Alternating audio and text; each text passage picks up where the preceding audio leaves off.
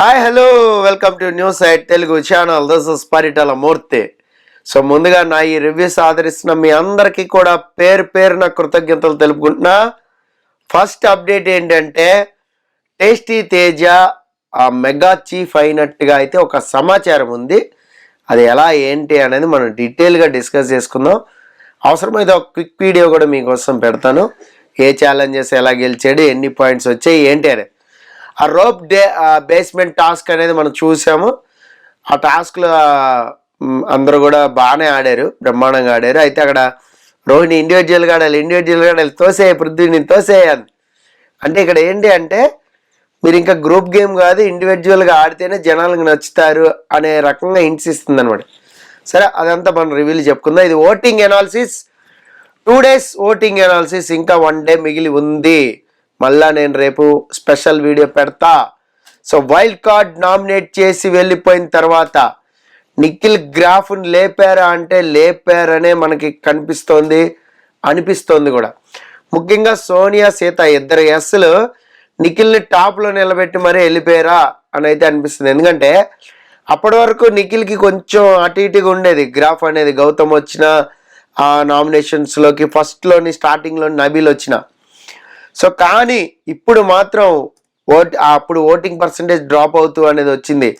కానీ ఇప్పుడు మాత్రం ఒక పక్క గౌతమ్, మరో పక్క నబీల్, వీళ్ళిద్దరు కూడా పోటీగా నామినేషన్స్లోకి రావడం వల్ల అప్పుడు కొంచెం అటు ఇటు అయింది. కానీ ఇప్పుడు మాత్రం ఓటింగ్లో అలా అలా అలా దూసుకుపోతా ఉన్నాడు.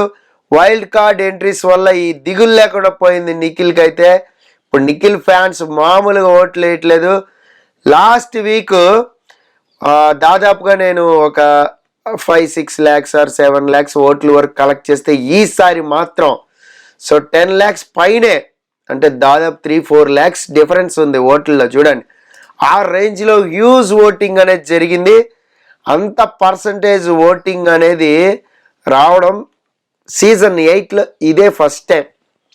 సో ఆల్మోస్ట్ 12-13 lakhs ఓట్లు అనేది ఇదే ఫస్ట్ టైం. సో అంతకుముందు వచ్చే ఒక 10 lakhs ఓట్ల వరకు ఆల్మోస్ట్ రీచ్ అయ్యాం. కానీ సో ఇది ఫస్ట్ టైం అంత దాటిపోయి ఇంకా ఒక్కరోజు మిగిలి ఉండంగా, అందులో దట్టు బి 2 రోజులు నామినేషన్లు జరిగితే 3 రోజులు ఓటింగే ఉంది, అంటే 2 రోజులు ఓటింగే కలెక్ట్ చేసింది. సో అంటే ఆ రేంజ్లోకి వెళ్ళిపోయింది. చూడండి, అంత పర్సంటేజ్లో కూడా ద మెజారిటీ, చాలామంది ఎక్కువ ఓటింగ్ పర్సంటేజ్ అనేది నిఖిల్కి రావడం అనేది గ్రేట్. సో అందుకే నిఖిల్ ఓటింగ్లో మొనగాడనిపించాడు, డౌటే లేదు. ఇద్దరు అమ్మాయిలు బ్లేమ్ చేస్తున్నా దృఢంగా నిలబడి మగాడనిపించాడు. So hats off Nikhil. Super అంటే సూపర్ గ్రాఫ్ ఓటింగ్ జరుగుతుంది.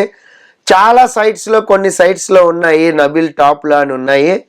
సో బట్ అవేమి కూడా మీకు దాన్ని ఏమంటారు బ్యాలెన్సింగ్ కాదు. చాలా సైట్స్లో నిఖిల్ టాప్లో ఉన్నాడు. అసలు మీరు దిమ్మ తిరిగేది ఏంటంటే కొన్ని సైట్స్కి పోతే యష్మి టాప్లో ఉంది తెలుసా. సో కావాలంటే చూడండి మీరు. అంటే అన్ని ప్లాట్ఫామ్స్ మీద కలెక్ట్ చేయాలి, కలెక్ట్ చేస్తేనే మీకు ఓటింగ్ అనేది తెలుస్తుంది. సార్ నిఖిల్ కాదు సార్, నబీల్ సార్ అని చాలామంది కామెంట్ పెడతారు చూడండి కింద. సో వాళ్ళు ఏంటంటే 1-2 సైట్లు చూసిన వాళ్ళు, పెద్ద మీద నేను పట్టించుకోను.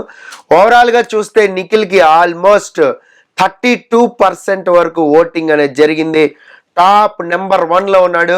లాస్ట్ టైం కంటే కూడా ఇది చాలా ఎక్కువ ఇది. నెక్స్ట్ సెకండ్ ప్లేస్లో నబీల్ ఉన్నాడు. నబీల్ కూడా చాలా టఫ్ ఫైట్ ఇచ్చాడు. నబీల్కి ఆల్మోస్ట్ 28% ఓటింగ్ అనేది జరిగింది. అయితే ఇక్కడ ఒక మెలుకుంది ఏంటంటే గౌతమ్ నామినేషన్లో లేడు. ఇప్పుడు గౌతమ్ ఫ్యాన్స్ ఎవరికి ఓటేస్తారు చెప్పండి? సింపుల్, ప్రేరణకి వేయరు, యష్మికి వేయరు, నిఖిల్కి వేయరు, పృథ్వీకి వేయరు. వీళ్ళే కదా ఉన్నారు. మేబీ ఏమైనా రోహిణి ఉంటే రోహిణికి వేస్తుంటే సేవ్ చేసేవాళ్ళేమో. సో ఈ ఓట్లన్నీ నబీల్కి వస్తున్నాయి అనమాట అక్కడ కొద్దిగా.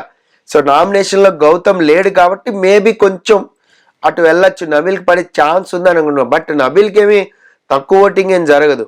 సో హ్యూజ్ ఓటింగ్ జరుగుతుంది. దట్టు చాలా వీక్స్ తర్వాత నబీల్ నామినేషన్లోకి వచ్చాడు. సో కాబట్టి ఓటింగ్లో ఆ గ్రాఫ్ అనేది ఖచ్చితంగా ఉంటుంది. నబీల్ ఫ్యాన్స్ అందరూ కూడా సో మన కుర్రాడు, మన తెలుగు కుర్రాడు ఖచ్చితంగా వేయాలని ఈ ఫీలింగ్ ఉంది కదా. ఈ ఫీలింగ్ ఓట్లు కూడా చీలుతున్నాయి. మీకు అర్థమైంది? అసలు ఇది పొలిటికల్ ఓటింగ్ అంటే దారుణంగా ఉంది ఈసారి voting. So huge following, best following ఉంది నబీల్కి కూడా. సో నబీల్ అయితే టఫ్ ఫైట్ ఇచ్చేలాగానే కనపడుతున్నాడు. అందుకే చాలా అంటే చాలా స్పీడ్ ఓటింగ్ జరుగుతుంది నబీల్కి. సో నబీల్ ఓటింగ్ కుమ్మేస్తున్నాడు. సో నబీల్ కూడా ఓటింగ్లో మొనగాడే. ఓకేనా, ఫ్యాన్స్ హ్యాపీ, సేఫ్ జోన్లోనే ఉన్నాడు. ఆ తర్వాత ముగ్గురు చాలా అంటే చాలా టఫ్ ఫైట్ ఇస్తున్నారు. ముగ్గురు బాటమ్ 3 ప్రేరణ, యష్మి, పృథ్వీ, వీళ్ళ ముగ్గురు కూడా చాలా అంటే చాలా టఫ్ ఫైట్ అనేది ఇస్తున్నారు. సేఫ్గా ఉండే ఛాన్స్ ప్రేరణకు కనపడుతుంది 16% వరకు. నేను కలెక్ట్ చేసిన దాన్ని బట్టి, అంటే మీకు డిస్మల్స్ చెప్పట్లేను, ఇంకా చాలా ఉన్నాయి. సో అది ఇంకా యావరేజ్ తీయాలి. ఈరోజు నైట్ కూర్చుని మీకు చేస్తా. నేను ఎప్పుడు కూడా మీకు చెప్తూ ఉంటా, మళ్ళీ చెప్తున్నా కొత్తగా చూసే వాళ్ళకి. నేను కలెక్ట్ చేసిన రిపోర్టు, నేను పర్సనల్గా తీసుకున్న ఒక అనలిటికల్ రిపోర్ట్ ప్రకారం అన్అఫిషియల్ పోలింగ్ సైట్స్ మాత్రమే చెప్పబడుతుంది. ఇది అఫీషియల్ పోలింగ్ కాదు. అఫీషియల్ పోలింగ్ హాట్‌స్టార్లో జరిగేది ఎక్కడ ఏ యూట్యూబర్కి దొరకదు. ఒకవేళ నాకు దొరికింది ఇది అఫీషియల్ అని చెప్పినా మీరు నమ్మకండి. ఎందుకంటే మిస్డ్ కాల్ డేటా కూడా ఉంటుంది. అది మీకు ఇవ్వరు, సమస్య లేదు. అది ఎక్కడా కూడా కనిపించదు. చాలా కాన్ఫిడెన్స్గా, అసలు అది పేపర్ కూడా దొరకదు ఎక్కడ. Only team member, creative head ఎవరు ఉంటారో వాళ్ళు, నాగార్జున, అంతే, ఇద్దరే ఉంటారు ఓటింగ్ని చూసేది. ఇంకెవ్వరు చూడరు. అక్కడ సెనోరేట్ అని పిలుస్తాడు కదా, ఆమెకి తెలియదు. అక్కడ క్రూ ఉంటారు కదా, వాళ్ళకి తెలియదు. రాసుకోండి పక్క. ఇక మిగిలిన 24% ఏదైతే ఉందో అది ఇద్దరు పంచుకున్నారు. బాటంలో యష్మి అండ్ పృథ్వీ. యష్మికి 14% వరకు ఓటింగ్ జరిగింది. అబ్బా, ఆల్మోస్ట్ 10 పైన ఉంటే నేను ఎప్పుడు సేవ్ అనే చెప్తా. కానీ ఇప్పుడు చూడండి 10 పైన ఉన్నా కూడా యష్మి సేవ్ అని కాన్ఫిడెంట్గా చెప్పలేకపోతున్నాం. అలాగే 15 పైన ఉన్నా కూడా, 16 ఉన్నా కూడా ప్రేరణని కాన్ఫిడెంట్గా సేవ్ అని చెప్పలేకపోతున్నాం. సో పృథ్వీకి ఇక్కడ కేవలం 10% మాత్రమే ఓటింగ్ అనేది జరిగింది. సో యష్మి, ప్రేరణ ఇద్దరు అయితే కొంచెం సేఫ్ జోన్లోనే ఉంటారు. ఏది నేను కలెక్ట్ చేసిన రిపోర్ట్లో చూస్తే. కానీ ఓవరాల్గా అఫీషియల్ది వీళ్ళ ముగ్గురికి టఫ్ ఫైట్ ఉందనుకోండి. సపోజ్ మిగిలిన పర్సంటేజ్ 40%ని 13 లేదంటే ఒకళ్ళు 14, 13 ఇలా పంచుకున్నారు అనుకోండి.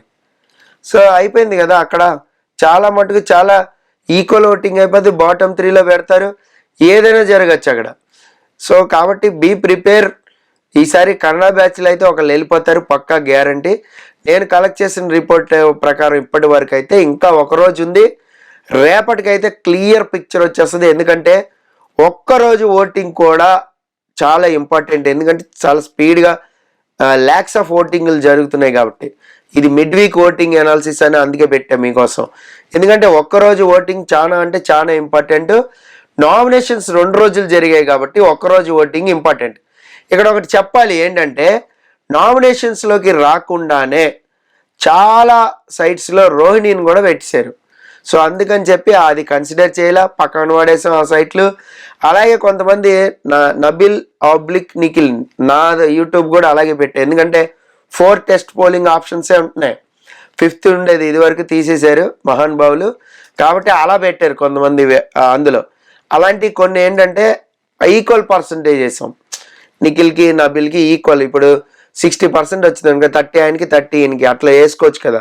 సో సిమిలర్గా పర్సంటేజ్ వేసుకోవచ్చు. అలా కూడా కొన్ని యావరేజ్ తీసుకున్నప్పుడు మిగతా వాళ్ళవి అక్కడ ఇంపార్టెంట్ కాబట్టి మనకి మిగతా వాళ్ళవి తీసుకున్నాం అనమాట. సో కొన్ని అయితే కన్సిడర్ చేయాలి, కొన్ని అయితే వేరే నిఖిల్ ఆబ్లిక్ ప్రేరణ ఇలా పెట్టిని కన్సిడర్ చేయాలి నేను. సో అవి లక్షల్లో ఓట్లు కొన్ని పోయినాయి. అవి పోతేనే ఇన్ని తీసానంటే చూడండి ఏ రేంజ్లో ఓటింగ్ జరిగింది. సో అన్ని అఫీషియల్ పోలింగ్ సైట్స్ చూస్తే మాత్రం పృథ్వీని లిస్ట్లో ఉన్నాడు. మరి పృథ్వీ ఎలిమినేట్ అయ్యే ఛాన్సెస్ అనేవి అయితే ఇక్కడ ఎక్కువగానే కనబడుతున్నాయి. అలాగే ఒకవేళ డబుల్ ఎలిమినేషన్ అయితే సో పృథ్వీతో పాటు యష్మి, పృథ్వీతో ప్రేరణ వెళ్ళిపోయే ఛాన్స్ ఉంది. ఇఫ్ ఇన్ కేస్ ఒకవేళ పృథ్వీ సింగిల్ ఎలిమినేషన్ అయితే పృథ్వీ వెళ్ళిపోతాడు. మ్యాక్సిమం ఛాన్స్ ఉన్నాయి. డబుల్ ఎలిమినేషన్ పెట్టే ఛాన్స్ అయితే లేదు ఈ వారం అని నాకు అనిపిస్తుంది. సో మీకేమనిపించింది అనేది కామెంట్ బాక్స్లో మస్ట్గా కామెంట్ చేయండి. This is Paritala Murthy signing off. By by.